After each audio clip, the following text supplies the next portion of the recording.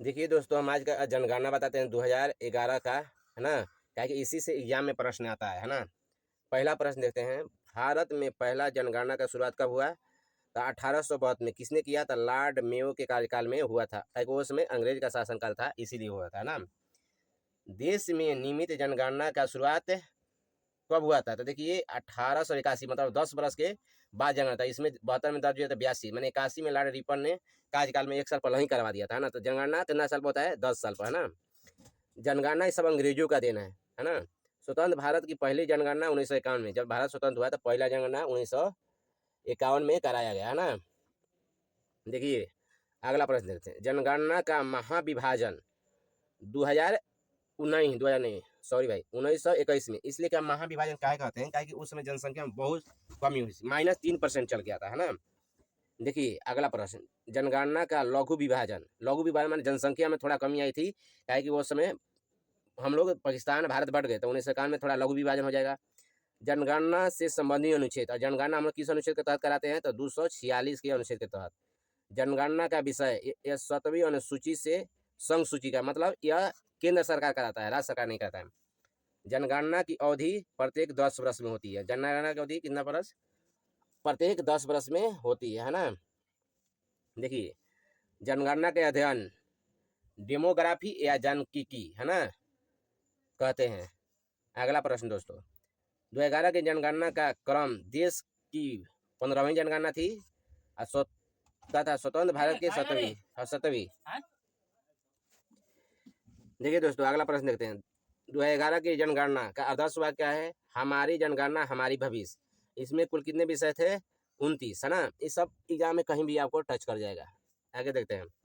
जनगणना का प्रबंधक क्या है? प्रारंभिक शिक्षा, माने शिक्षा देना अनिवार्य है।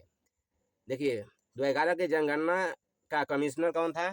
तो जॉन प्लोडेन, है ना, जॉन प्लोडेन। स्वतंत्र भारत के प्रथम जनगणना आयुक्त कौन था? स्वतंत्र मतलब ई कब का कहानी? 1950 का, ध्यान रखिएगा। RS गोपाला स्वामी, RS गोपाला स्वामी।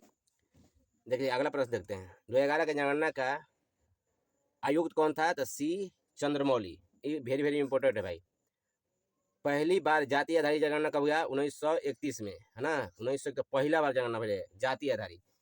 विश्व जनसंख्या दिवस 11 जुलाई को मनाते हैं। अभी कुल जनसंख्या भारत के 121.8 करोड़, बाकी वर्तमान में 140 करोड़ से ऊपर पार हो गई। बाकी अभी जनगणना अभी आया नहीं है, आएगा तो आपको बताया जाएगा। देखिए भारत में विश्व कुल जनसंख्या का कितना भाग होता है? तो 17 पॉइंट, मैंने विश्व में जितना जनसंख्या होगा 17.5 भारत में रहते हैं।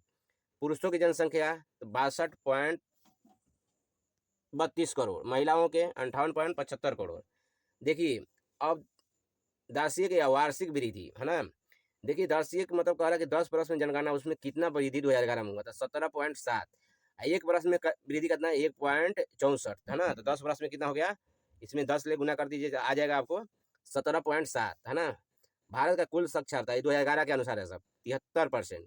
पुरुष साक्षरता 80.9, क्या है कि महिलाएं अभी कम है, महिला आगे जाके बढ़ेगी, है ना, महिला आगे जाके बढ़ेगी। देखिए तो महिला की साक्षरता कहते हैं 64.6। देखिए लिंगानुपात मतलब पुरुष कितना है? 1000, तो महिला कितना है? 943, है ना। इसको बराबर करना है। देखिए शिशु लिंगानुपात, देखिए 106 बरस सभी महिला पुरुष कितना है? तो महिला है 919, पुरुष कितना है? 1000। यहाँ 1000 होगा ना। देखिए जनसंख्या घनत्व, जनसंख्या घनत्व 382, मतलब कि एक व्यक्ति 1 किलो वर्ग में, माने 1 किलोमीटर में कितना व्यक्ति रहते हैं? तो 182, है ना। ये सबसे जनसंख्या घनत्व सबसे ज्यादा बिहार में है। सर्वाधिक लिंगानुपात केरल में। तो लिंगानुपात का मतलब क्या है? मतलब कि यहाँ पुरुष सबसे अधिक है। लिंगानुपात मतलब सबसे अधिक है, तो 1084, है ना, लिंगानुपात है, यहाँ ध्यान रखिएगा। अगला प्रश्न देखते हैं। देखिए न्यूनतम लिंगानुपाती, देखिए सबसे ज्यादा महिला कहाँ कम है? 887 नवासी 889, सॉरी 889 हरियाणा में है ना। सर्वाधिक केंद्र शासित लिंगानुपाती था पांडिचेरी में, आप चल जाइए, सबसे ज्यादा है ना। देखिए न्यूनतम केंद्र माने न्यूनतम लिंगानुपात का है दमन दीव। देखिए दमन दीव कहाँ है? गुजरात से सटा है, ये केरला से सटा है, तो केरला में ज्यादा है, इसलिए केरला में ज्यादा हो जाएगा, है ना। ये गुजरात से सटा हुआ है। तो सर्वाधिक जनसंख्या घनत्व आपको बिहार बताती है 1106 है। एक किलोमीटर में 1106 लोग अभी रहते हैं। और न्यूनतम जनसंख्या घनत्व कहाँ है? तो अरुणाचल प्रदेश। न्यूनतम जनसंख्या घनत्व कहाँ है? देखिए अगला प्रश्न देखते हैं। सर्वाधिक किन शासित जनसंख्या घनत्व, सर्वाधिक जनसंख्या घनत्व दिल्ली में। जानते हैं अभी कोई भी अगर जा रहा था राजधानी में जाएगा, इससे जनसंख्या घनत्व ज़्यादा हो गया। न्यूनतम किन शासित प्रदेश में जनसंख्या घनत्व? अंडमान निकोबार में। अंडमान निकोबार में माने सबसे न्यूनतम जनसंख्या घनत्व। सर्वाधिक जनसंख्या उत्तर प्रदेश में है ना। सबसे कम जनसंख्या सिक्किम में। सर्वाधिक जनसंख्या दिल्ली में, माने सर्वाधिक जनसंख्या केंद्र शासित प्रदेश में दिल्ली में। और न्यूनतम लक्षद्वीप में। ये जनसंख्या है। एकमात्र राज्य जहाँ जनसंख्या घटी है तो नागालैंड में है ना। देखिए साक्षरता, सर्वाधिक साक्षरता केरला में, सर्वाधिक न्यूनतम साक्षरता बिहार में। हम लोग माने बिहार में अभी तक कम है। देखिए महिला में न्यूनतम साक्षरता अभी बिहार है। केंद्र शासित महिला पुरुष दोनों में केरला है।